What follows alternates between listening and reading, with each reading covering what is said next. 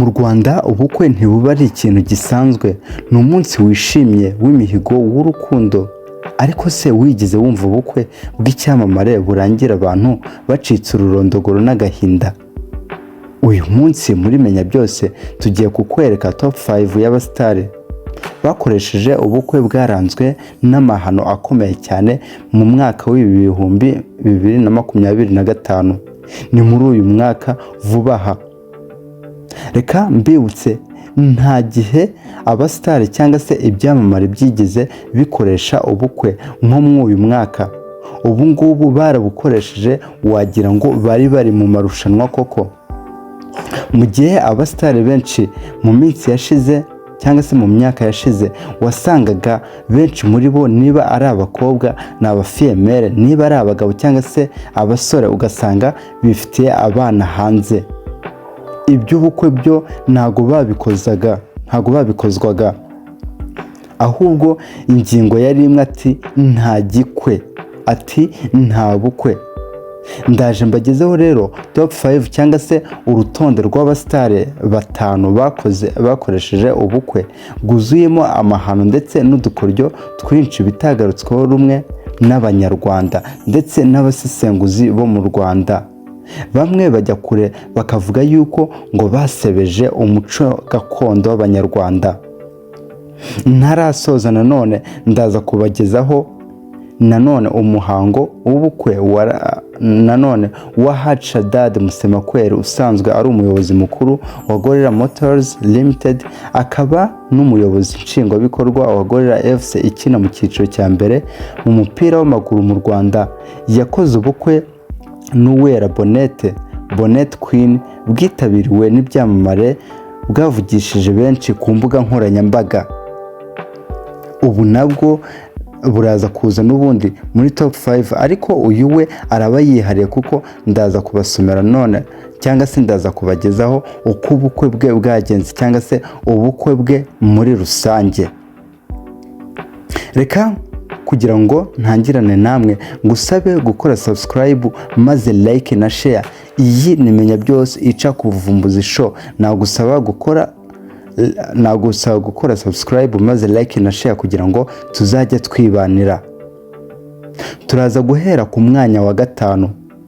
Nagusaba kudatarutse cyangwa se ngo wihutishe, cyangwa se nkagusaba kumva inkuru yose kugira ngo usobanukirwe buri ibirori cyangwa se buri musitari n'udukoryo twagiye turanga ubukwe bwiwe ndetse n'amahano yagiye arangwa agaragara mu bukwe bwiwe. Reka ntangire mwiyumvire. Njyewe ndi Ken Chris. Ku mwanya wa 5 turaza kuhasanga Josh Ishimwe. Ni umusore wasebye ku buryo budasanzwe. Ubukwe bwa Josh Ishimwe bwari butegerejwe na benshi ndetse n'amafoto yambaye ikote rya sate atambuka kuri TikTok byahise bihindura viral. Ariko se ni iki cyatumye buri wese avuga ati yo ibi ntabwo bisanzwe? Joe Ishimwe imbere y'abantu barenga 800 yasohoye ijambo ry'amarangamutima aravuga ati uyu munsi mpise mpagarika amateka yanjye nk'umusore warahiriye kutazongera gutinya urukundo. Ngiye kuba umugabo kandi ntawe uzongera kumpoza ku nkovu z'amateka yanjye.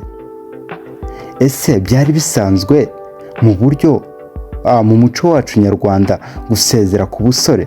Ni ibintu bitavugwa mu ruhame cyane mu bukwe. Bamwe barabyishimiye abandi baraceceka, ariko ikizwi nuko amateka yanditswe.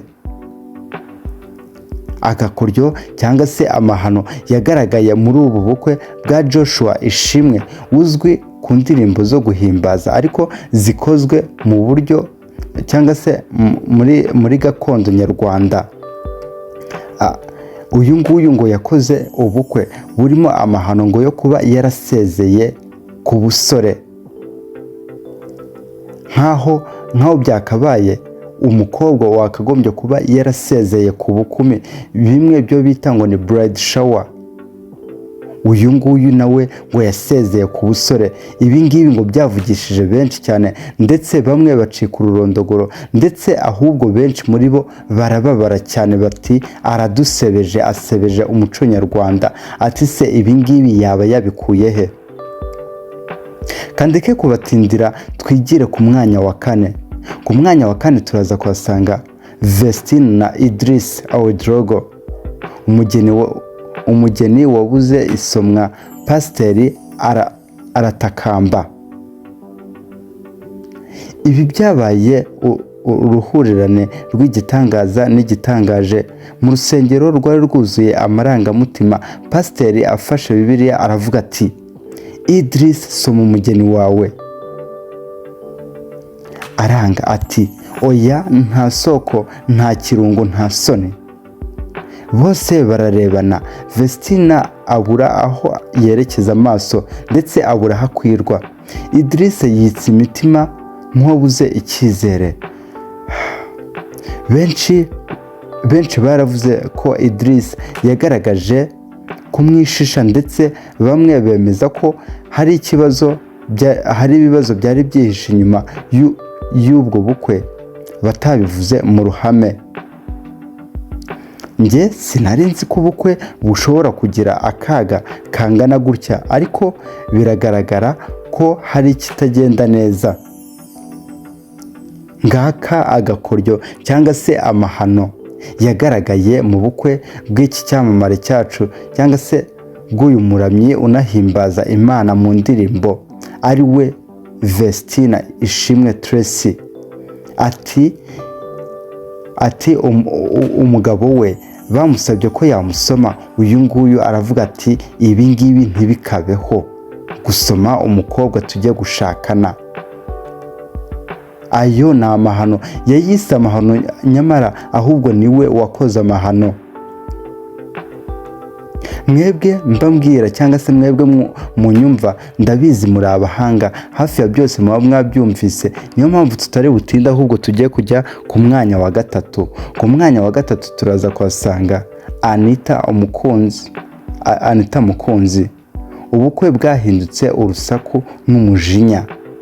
Anita Mukunzi yaciye ibintu muri 2024 ubwo yandikwaga mu ba Miss Popular mu Rwanda, ariko ubukwe bwe bwo muri Gicurasi 2025 bwari nk'inkubi y'umuyaga. Umusore we yarahagurutse ashyikiriza mikrofone mushiki we, maze mushiki we aratangira kuvuga amagambo asebya umuryango wa Anita. Umva uburyo yabasebeje. Turabemera ariko sinashimishijwe nuko mutwitwayeho igihe twari turi kwitegura ubukwe. Ati turabemera ariko sinashimishije uburyo mwatwitwayeho uburyo igihe twateguraga ubukwe. Ubukwe bwahindutse intambara. Abari bwitabiriye bwamwe barasohoka, abandi baravuga bati ubukwe bwahindutse reality show, cyangwa se ubukwe noneho bwabera bugaragajemo ukuri kweruye. Mu bukwe bwose bwabayeho cyangwa se imyaka yose yatambutse, amakwe agenda akora mu bihe bitandukanye, nibwo bwa mbere ubukwe bwazamba gutya, kugeza aho ngo mushiki w'uyu mugabo yasebeje uyu uzaba umukazana wabo cyangwa se muramukazi we. Mu yandi magambo, yasebeje umuryango we. Ibi ngibi ntago bisanzwe. Reka ndeke kubatindira ahubwo twigira ku mwanya wa kabiri. Ku mwanya wa kabiri ngo ni Kalisa Eric, imvura y'imivundo mu bukwe. Kalisa Eric, umukinnyi ukomeye wa basketball mu Rwanda, ubukwe bwe bwaranzwe n'imvura y'imivundo. Ntituvuze imvura y'amazi, oya, turavuga amahane hagati y'ababyeyi b'impande zombi. Byatangiye igihe mama w'umukobwa yanze ko Kalisa aho umukobwa inkwano imbere y'abantu bose. Ibyo nibyo kwa Kinyarwanda cya kera. Ntidukeneye kujya imbere y'abantu ngo dukine. Imiryango yavuganye nabi, ibintu birajagarara. ibyo byarangiye abatumirwa benshi batatashye reception. Urumva nanone ibyabaye ngo kwa Kalisa imiryango yombi yarashyamiranye, ibe ku bakwe, ibe ndetse no ku mukobwa, ibe ku musore ndetse no ku mukobwa, ngo imiryango yarashyamiranye birangira ahubwo abatashye ubwo bukwe bamwe na bamwe batageze muri reception. Reka twigire ku mwanya wa mbere n'ubundi dusoza. Ku mwanya wa mbere ushobora kuba ufite amatsiko ati se uyu nguyu ninde waba aje ku mwanya wa mbere? Ku mwanya wa mbere turaza kuhasanga Liza the Queen, umukobwa wasize umugeni agiye gutora imitako. Umva ayo mahano.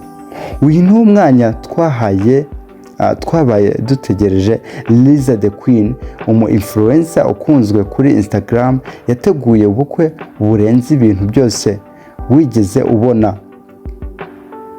Ariko mu gihe bagombaga gusezerana, Liza arabura. Bamuhamagaye inshuro 7, batekereza ko ashobora kuba ari mu cyumba ahindura ikanzu.